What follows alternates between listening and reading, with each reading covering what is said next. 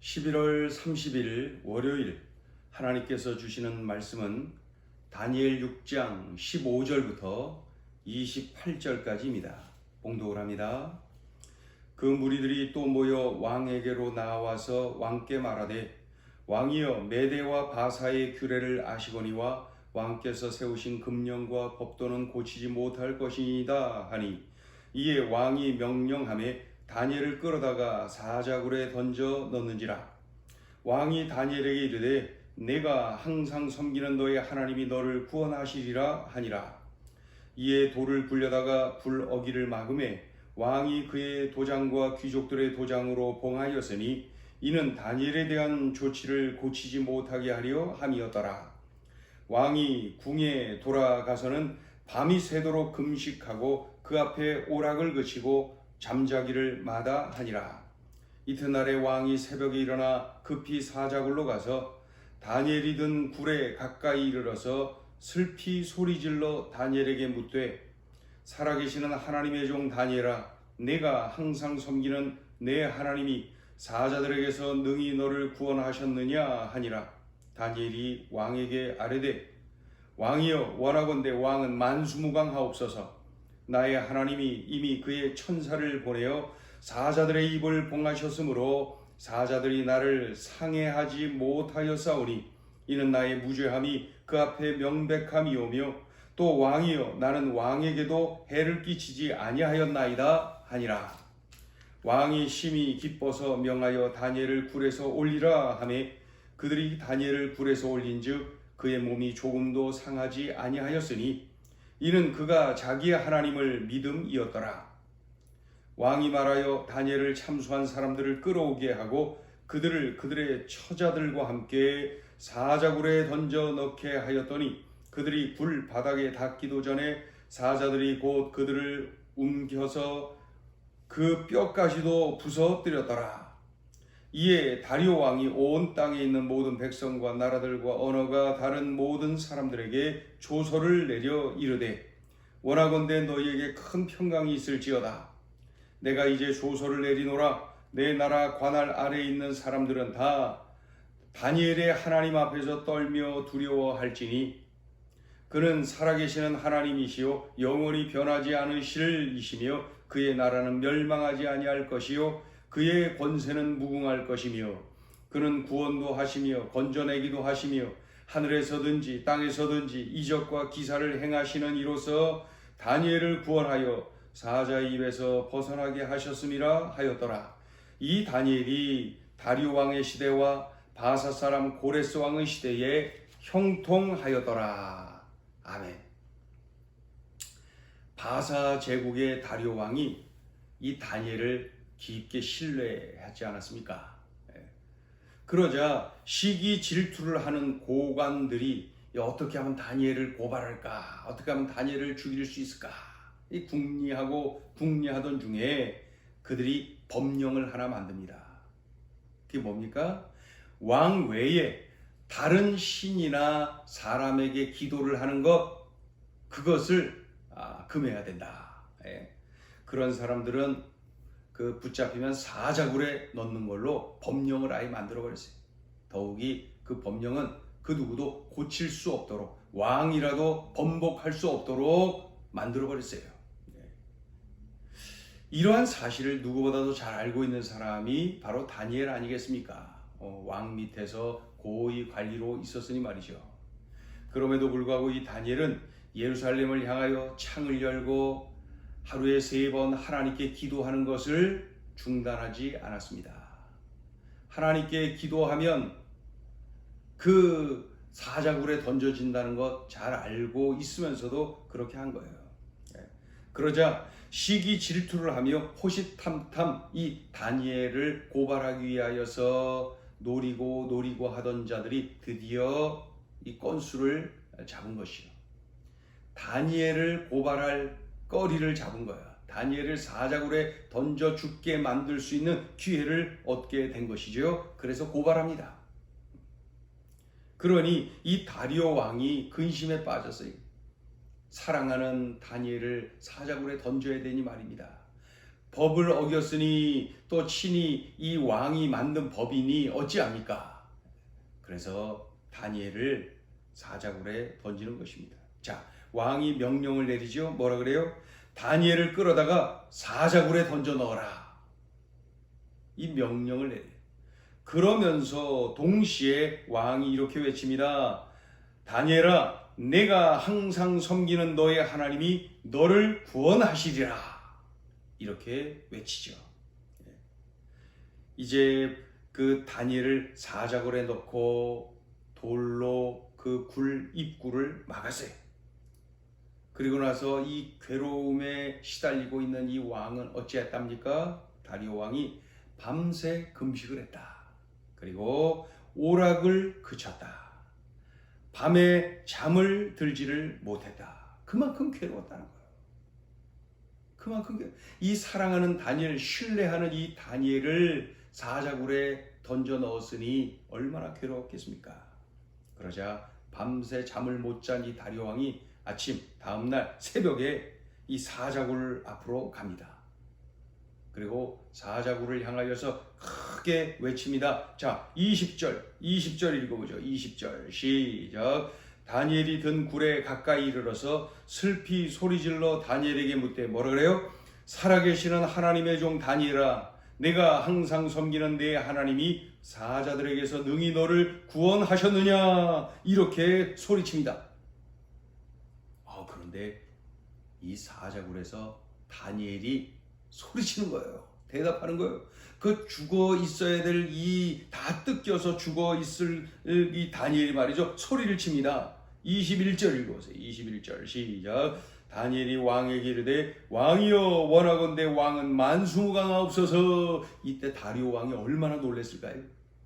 자, 22절도 읽어보세요. 시작. 나의 하나님이 이미 그의 천사를 보내어 사자들의 입을 봉하셨으므로 사자들이 나를 상해하지 못하여사오니 이는 나의 무죄함이 그 앞에 명백함이오며 또 왕이여 나는 왕에게도 해를 끼치지 아니하였나이다. 하나님께서 천사를 보내주셨습니다. 그래서 사자들의 입을 봉해버렸습니다. 그래서 제가 상해를 입지 않았고요. 저는 무죄합니다. 제가 죄가 없다는 것 하나님이 입증해 주신 거예요. 제가 왕에게도 어떤 조금도 불편함을 해를 끼친 적이 없습니다. 왕이시여 이렇게 소리치고 있는 것이죠. 다리오 왕이 막 기뻐갖고 말이죠. 뭐 읽다 보면은 막 전해지지 않습니까? 얼마나 기뻐하는지 말이죠. 이 감격해하는 이 다리오 왕이 명령을 내립니다. 자, 명령 첫째, 다니엘을 굴에서 올려라. 이렇게 명령을 내립니다. 올리다 보니까 다니엘의 몸이 하나도 상하지 않았어요. 하나님이 완벽하게 보호해 주셨어요. 자, 둘째 명령입니다. 다니엘을 참소한 자들, 그러니까 다니엘을 중상모략한 자들을 그 자신들은 물론이고 처자들까지도 사자굴에 던져 넣어라. 그래서 그들이 사자굴에 던져지는데 보니까 그들이 사자굴 바닥에 떨어지기 전에 사자들이 움켜서 말이죠. 그 뼈까지 부서뜨렸다. 이렇게 기록하고 있습니다. 자, 셋째 그가 명령을 내립니다. 뭐라고 명령을 냅니까? 모든 백성에게 조서를 내려라. 모든 백성에게 조서를 내려라. 아주 구체적입니다. 조서의 내용이 뭐예요? 다니엘의 하나님, 이 여호와 하나님만을 경외하라. 경외하라. 하나님 앞에 두려워 떨지어다. 이 하나님을 경외하라는 거예요. 경외하라. 왜? 하나님이 구원자이시니까. 왜? 하나님은 기적과 이사를 나타내는 전능하신 분이시니까. 왜? 하나님은 하늘과 땅에 영원하신 분, 영원히 살아계신 분이시니까. 왜? 이 다니엘의 하나님은 구원자이시니까. 그러니 그 여호와 하나님만을 경외하라. 이렇게 조서를 내리는 것을 볼 수가 있습니다. 오늘 본문은 그렇게 마치면서 마지막 한 절에 덧붙이는 소중한 정보가 있습니다. 사자굴에 던져져서도 하나님이 도와주시고 형통케 하시는 이 다니엘. 그 다니엘은 지금 이 다리오 왕 시대뿐만 아니라 그 다음의 왕 고레스 왕 때에도 형통했다. 이렇게 기록을 하고 있습니다. 그런데 여기에 좀 더 포함을 시켰어야 됩니다. 포로로 끌려간 젊은 청년 시절의 다니엘, 느부갓네살 왕 때에도 형통했고 그의 아들 벨사살 왕 때에도 형통했습니다. 그리고 제국이 바벨론 제국에서 바사로 바뀌면서도 형통한 거예요. 왕이 4번이나 바뀌면서도 형통했고요. 제국이 바뀌면서도 형통했고요. 하나님이 함께 하시고 하나님이 높여주시고 도와주시는 삶은 환경에 지배를 당하지 않고 늘 하나님의 은혜를 이렇게 누린다는 거예요. 자, 오늘 주시는 메시지입니다. 첫째, 하나님은 역전의 명수이시다. 다니엘의 세 친구 기억나시죠? 사드락, 메삭, 아벳느고. 금신상에게 절할 수 없습니다. 이렇게 외치다가 그만 붙들려서 어떻게 됩니까? 풀무불에 던져집니다. 이 용광로에 펄펄 끓는 용광로에 던져지는 거예요. 그런데 던지라고 명령한 느부갓네살 왕이 친히 자신의 입으로 얘기했어요. 야, 셋을 넣었는데 왜 넷이냐? 그 안에 하나님이 함께하고 계심을 친히 목도하도록, 친히 느끼도록, 고백하도록 만든 그러한 사건입니다. 아무튼 하나님께서 풀무불 속에서도 함께 하시고 보호해 주셨어요. 그곳에서 나온 뒤로 어떻게 됐습니까? 이 느부갓네살 왕은 그들에게 벼슬을 줍니다. 벼슬을 주지요.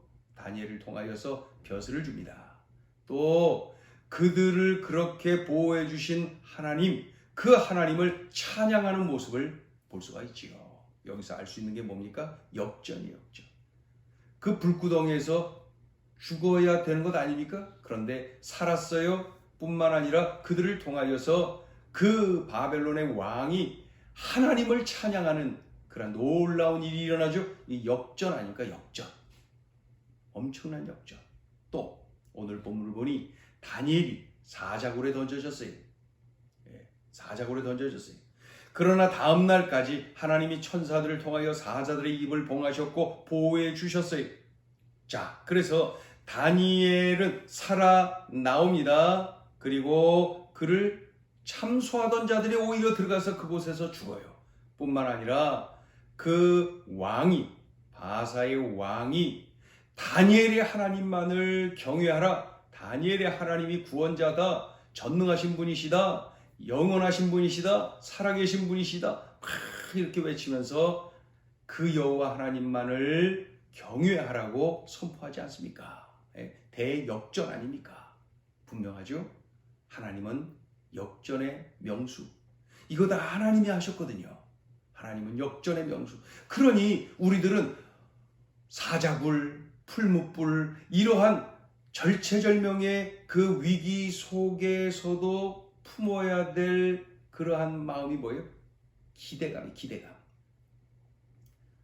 사드락, 메삭, 아벳느고는 풀무불에서도 건져주셨는데 다니엘을 사자굴에서도 보호해 주셨는데 하나님을 기대하는 이러한 믿음, 이것을 우리가 품어야 됩니다. 하나님은 역전의 명수이시니 이 내가 지금 어려움을 겪고 있지만은 이런 속에서 나는 역전의 명수이신 하나님을 경험하게 될 것이다. 이런 기대감, 이 기대감. 이게 바로 믿음 아닙니까? 믿는 사람에게는 바로 이게 있어요. 이것이 있으면 저력이 있고 야성이 있고 담대함이 있고 주눅들지 않아요. 오늘 주신 이 말씀을 꽉 붙잡아야 돼요. 하나님은 역전의 명수이시다. 이 말씀을 한번 적용을 해보세요. 자, 둘째 주시는 메시지입니다. 위기는 위험과 동시에 기회입니다. 다니엘이 사자굴에 던져지는 위기, 그러나 끝까지 믿음을 지키고 하나님께만 기도하고 매달려 하나님을 의지한 이 다니엘 말입니다. 그를 통하여서 하나님이 구원자라는 사실, 하나님은 참으로 이 기적과 이사를 일으키시는 전능하신 분이라는 사실, 하늘과 땅의 영원하신 분이라는 사실, 바로 이 하나님만을 경외하라고 왕이 조서를 내리지 않습니까? 예? 이 위기 속에서 위험만 있는 것이 아니라 바로 이러한 놀라운 역사가 나타나는 기회였다는 것을 우리는 지금 보고 있지 않습니까? 그러니 우리도 어떠한 그 위험의 환경 속에서도 기회가 묻어있다, 이 속에 기회가 있다라는 것, 하나님이 어떻게 역사하실지, 하나님이 일하시는, 또 하나님께서 놀라운 은총을 베풀으실 기회가 이 안에 담겨 있다는 것을 우리는 놓치지 말아야 될 것입니다. 그래서 끝까지 믿음을 지키고 다니엘처럼 위험뿐만 아니라 그 속에서 참으로 이러한 그 기회, 하나님이 일하시는 기회, 하나님이 도와주시는 기회, 하나님께서 나를 세워주시는 기회, 간증케 만드시는 기회가 될 수가 있는 것이죠. 그래서 신앙이라는 게 결국 눈이 바뀌는 거예요. 예전에는 위기, 그런 그저 위험으로만 바라보았다면은, 이 눈이 바뀐 사람들, 그리스도의 눈을 가진 사람들은 위기하면은 위험뿐만 아니라 기회가 그 속에 있다는 거. 그래서 하나님을 더 기대하게 되고, 기도하게 되고, 기다리게 되고, 하나님의 역사를 고대하는 그러한 믿음을 품게 되는 것이죠. 오늘 이 말씀을 적용을 한번 구체적으로 내 삶에 해보세요.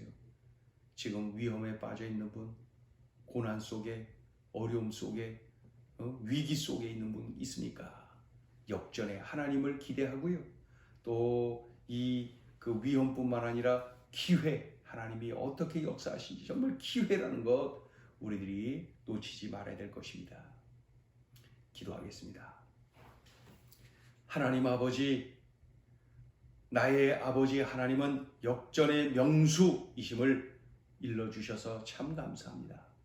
하나님, 눈이 바뀌니 위기는 위험과 동시에 기회라는 사실이 더 믿어지고 또 기대가 됩니다. 하나님 아버지, 다니엘이 그러했듯이, 그 친구들이 그러했듯이 어느 환경 속에서나 우리 하나님만을 의지하고 하나님께 집중하고 하나님을 기대하고 그저 위험만 바라보고 위험에만 눌려 있는 것이 아니라 참으로 기회임을, 하나님의 은혜를 더 누리는 기회, 하나님의 역사하심을 체험하는 기회, 하나님 그러한 눈을 우리가 갖게 도와주시고, 그리고 간증하는 열매도 맺게 하여 주시옵소서. 오늘 주신 이 말씀을 삶에 잘 적용하고 구체적으로 적용하고 살아내고 그리하여 간증하는 은혜가 흘러넘치게 하여 주옵소서. 예수님의 이름으로 기도 올리옵나이다. 아멘.